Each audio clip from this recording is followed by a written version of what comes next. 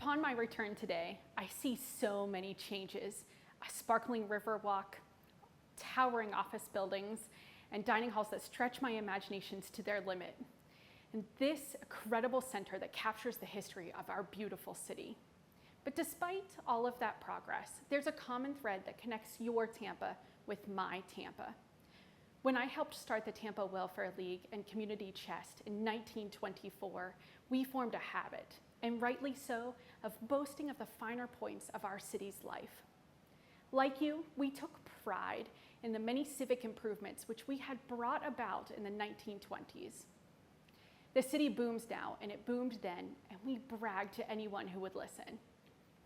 But let me ask, can we, in the face of these boasts and the view of this pride, neglect to support what is unquestionably one of the greatest assets, our people? In speaking with your CEO, Mrs. Jessica Muroff, I know that she embraces the vision that ignited our efforts 100 years ago.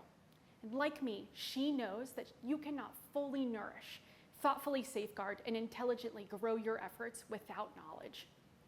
We cannot help this region without helping ourselves, knowing each other and knowing our relation to this community.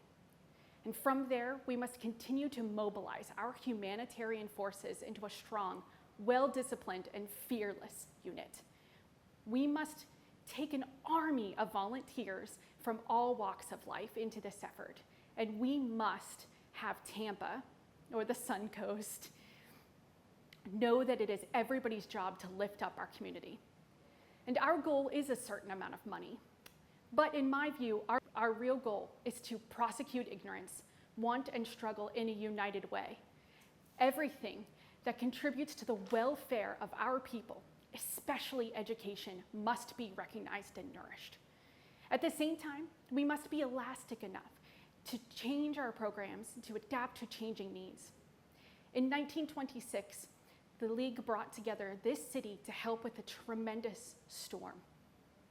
Today, this organization that carries on the similar work and our legacy embraces a new approach that they call community resiliency. They know that with every unexpected crisis, they must take on the Herculean task of rehabilitating families, fanning the spark of hope which flickers in the hearts of those in need of assistance.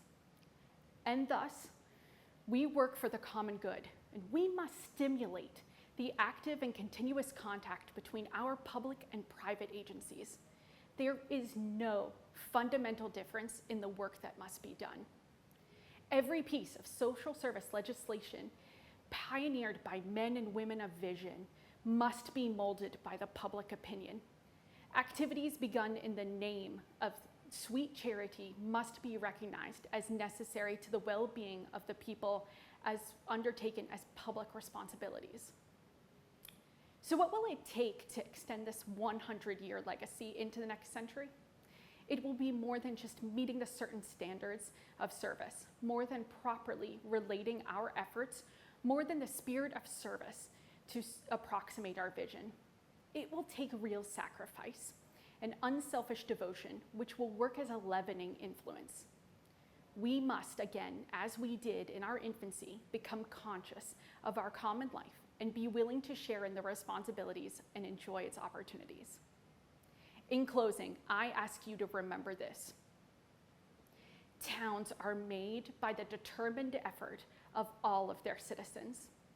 The difference between a live town and a dead one is the difference between civic pride and indifference.